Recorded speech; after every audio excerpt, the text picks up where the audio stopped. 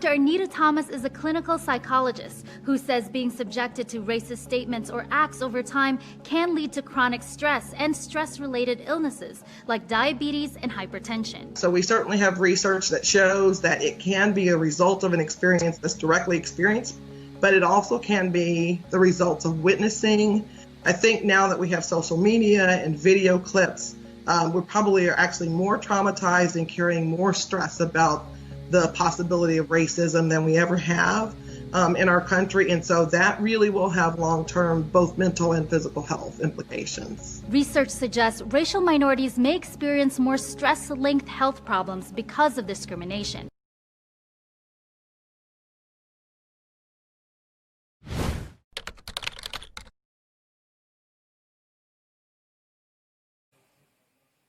The framework that dehumanizes us is created to continually be able to rape African resources and for there to be no sympathy for the casualties of war. So similarly in the diaspora, who you see directly in front of you, if you dehumanize them and all of their human experiences, it's easy to feel very detached from the rape of those resources on the continent.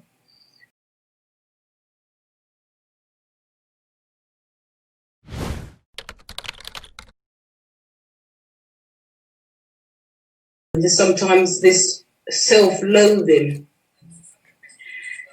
because, you know, it's in your face on the TV, in the papers, even within your community, that there's actually a lot of self-loathing. So when you self-loathe yourself, and sometimes those who even look like you, you know, so you strip away your self-confidence, you strip away who there's a lot of people in our community who don't even know who they are.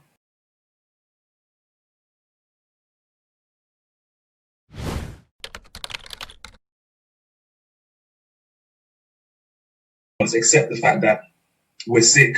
Just take on the concept that we're actually just unwell, even if we're not aware of it, right? And just use that as an opportunity to discover and try to uncover what is making us sick. When we look at certain symptoms, right? When we look at things like black violence, when we look at self-hate, when we look at colorism, let's use that so much as you go and learn. When we look at issues with black, let's go and learn about what that is. And that takes us back to the top-down understanding. So we understand how systemic things help to impact our mental health. And therefore, with that understanding, we can take the bottom-up approach to transform how we then react to those things because we understand it better.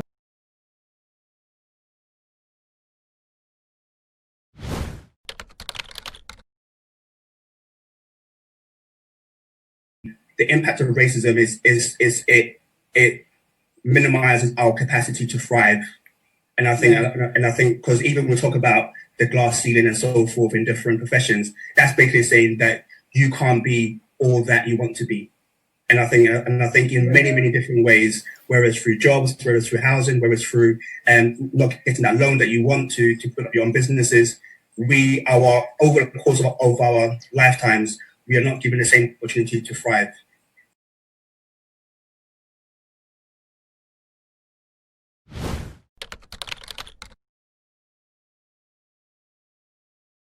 The legacy continues that kind of intergenerational trauma, as we understand from epigenetics.